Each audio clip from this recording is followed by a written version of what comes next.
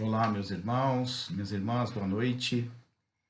É uma grande satisfação novamente poder levar o capítulo 10, que tem como título Bem-aventurados aqueles que são misericordiosos, para que nós possamos fazer uma análise, né? E a gente, se for procurar lá no dicionário, falar o que é misericórdia. Misericórdia é a gente ter compaixão da miséria alheia. Muito bem. Que tipo de miséria? Quando a gente pensa em miséria, a gente pode pensar no sentido da miséria financeira, das necessidades materiais. Mas Jesus, através do seu evangelho, ele mostra que as nossas maiores misérias são as misérias da alma, do entendimento, a respeito do caminho que devemos seguir para que possamos alcançar a misericórdia de Deus. E certa oportunidade, a respeito desse ensinamento, quando ele estava proferindo as suas bem-aventuranças, né? Pedro faz uma pergunta interpelando Jesus, que quantas vezes ele deveria perdoar o seu irmão? 7 vezes, mestre? E o nosso Senhor disse a ele, não, Pedro, não somente 7 vezes, mas 70 vezes 7. O que significa isso? É que nós devemos tentar praticar a nossa misericórdia, primeiramente, infinitamente, quantas vezes forem necessária. Aí eu levo aos companheiros, a todos nós, a começarmos a fazer uma análise a respeito da questão do perdão. Perdão ao próximo e perdão a mim mesmo. Quantas vezes eu sou acometido de falhas, de erros, e ficamos ainda presos, muitas vezes, no passado. Lembramos de uma passagem bastante interessante também, lá do Velho Testamento, que é a questão da destruição das duas cidades de Sodoma e Gomorra, né? Que quando o Senhor vem falar para aqueles discípulos que estavam ali, uma das 12 tribos, que ele reunisse todos os seus servos, os seus animais, os seus familiares, e saíssem da cidade, que era uma cidade que estava perdida, iniquidades, né? Que não exercitavam a questão do culto ao Deus único.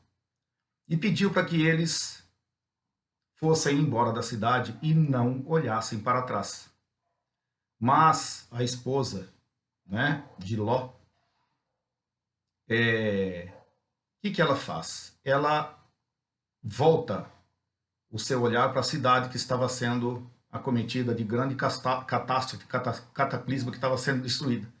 E nesse momento lá, diz que ela se transformou em uma estátua de sal. Muito bem, o que nós podemos tirar de ensinamento disso? Primeiro, a exemplificação é para nos ensinar que nós não devemos ficar presos ao passado. Lembrando de um grande, célebre personagem da nossa atualidade, que diz o seguinte, que nós só temos controle em uma situação em nossa vida, que é o dia de hoje. O dia de ontem já foi e o dia de amanhã estará por vir. Isso Dalai Lama, né, nos traz um grande ensinamento. O passado, nós não temos mais controle, já aconteceu. O futuro está por vir. Pois bem, nós devemos nos preocupar com o quê? Com o presente. O presente, né? Lembrando também de outra frase célebre, né? Desses contemporâneos, dessas pessoas que estiveram ao nosso redor, Chico Xavier através de Emmanuel. E Chico diz o seguinte, se eu não pude ter um bom começo, que é o passado, eu posso hoje no presente me transformar e procurar me modificar para que eu tenha um futuro melhor, né? Mais ou menos isso, ela vem, essas frases, esses ensinamentos vêm a se encontrarem na questão de melhoramento, melhoramento nosso, melhoramento pessoal. Quando a gente fala e cita, né, através de Jesus, que nós devemos perdoar o nosso próximo pelas ofensas recebidas. E nós, será que primeiramente nós conseguimos nos perdoar dos nossos atos passados? Muitas vezes, quando nós perdemos a calma com um ente familiar, com um amigo de trabalho, um companheiro, como é que nós reagimos? Como é que é a nossa atitude na questão que a gente percebe? E a gente sabe quando a gente ofende, quando a gente magoa. Aí a gente tem a consciência, bate o arrependimento, mas não somos capazes de nos perdoar, para depois ir ao encontro desse irmão e pedir perdão, independentemente da reação dele, se ele aceita ou não. Logicamente, no sentido de que nós façamos isso com muita humildade, sem expor ninguém a ridículo, né? Fazendo com que as pessoas se sintam menosprezadas. Isso é misericórdia, né? Isso é indulgência, não é mesmo? Então, o que nós temos que fazer e procurar sempre no nosso dia a dia? Trabalharmos lentamente, né? Porque a gente sabe que a nossa evolução, a nossa melhora, a nossa reforma, ela é feita em milímetros diariamente, né? Diariamente. Como diz Santo Agostinho, façamos no final do nosso dia, uma reflexão de como foi a nossa trajetória no último dia. Façamos um balanço à noite antes de dormir. O que eu fiz de bom, o que eu fui capaz de compreender, né? Porque aqueles que sabem mais, eles têm o dever de ensinar. E com isso, a gente também aprende. Então, a questão do perdão, da indulgência, meus irmãos, é como diz Jesus, um processo exatamente de exercício do dia a dia. Não vamos nos transformar em santos, em anjos, de uma hora para outra, porque nós estamos indo a um centro espírita, fazendo um tratamento ou fazendo uma escola. Isso bate forte, a gente quer realmente transformar, principalmente mais os outros do que a gente mesmo. E o caminho é completamente o inverso. Nós só conseguimos mudar o ambiente ao nosso redor, o nosso seio familiar, quando nós nos transformamos. Porque é assim que Jesus nos ensinou. Transforme-se, que o meio onde você atua se transformará através dos seus exemplos. Isso é lindo, né? Muito bonito, muito fácil a gente dizer de um personagem como Jesus. Mas Jesus, será que ele foi criado desta forma? Se nós formos olhar a questão da criação, que todos nós fomos feitos da mesma forma, simples e ignorantes, com as mesmas oportunidades. De quê? De crescimento e de melhora. Uns caminham por um caminho mais estreito, um caminho mais reto. Muitos de nós caminhamos por um caminho muito largo, vamos de parede a parede e perdemos o foco do caminho à frente e da luz à frente. Isso é ruim? É aprendizado, meus irmãos. Sempre aprendizado, né?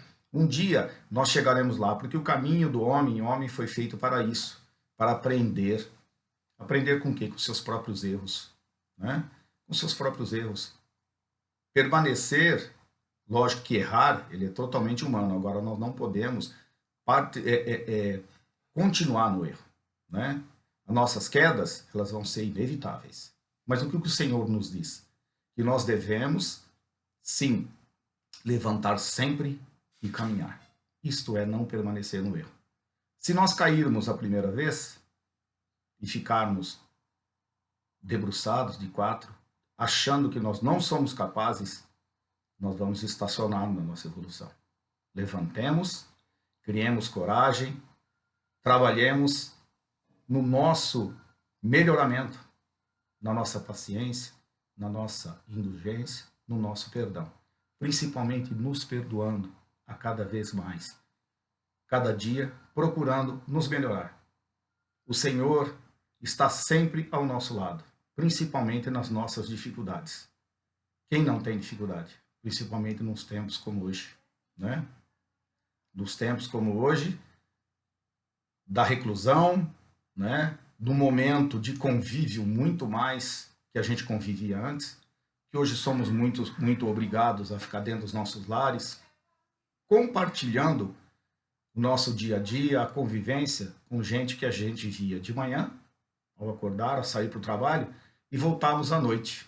Muitas vezes entrávamos, tomávamos um banho, nos alimentávamos, assistíamos um pouco de televisão, mal conversarmos. Hoje está bem diferente. Nós estamos praticamente dentro de casa, logicamente com aquelas pessoas que têm a consciência e que se cuidam, né? E gente que é obrigada, muitas vezes, por conta da categoria de risco na qual eu me incluo, minha esposa também, mas é um momento de aprendizado. É um momento do quê? De perdão. E percebemos hoje que nós não fizemos tudo certo, né? Nas nossas andanças, né? Nas nossas reuniões, muitas vezes desnecessárias, comemorando. Isso faz parte? Sim, mas sempre quando nós nos preocupamos, principalmente com o outro, né? Com o outro. Nós estamos realmente preocupados com o outro? Mesmo o outro que está ao nosso lado, o nosso irmão que convive, que é do nosso sangue, nosso marido, nossa esposa, nossos filhos, nossos parentes, nossos entes queridos. Amar esses é muito fácil. Perdoá-los, eu acho talvez mais fácil do que alguém estranho que nos ofende, né? Que nos criticam. Mas essas pessoas são responsáveis pela nossa mudança. Porque quando alguém aponta um dedo para a gente e diz algo, ou quando nós fazemos isso também, olha, aquela pessoa é assim, assado e tal, é porque nós conhecemos, nós temos o mesmo defeito. Porque se nós não conhecemos o que estamos dizendo, será que é correto? Eu vou falar de uma coisa que eu não sei?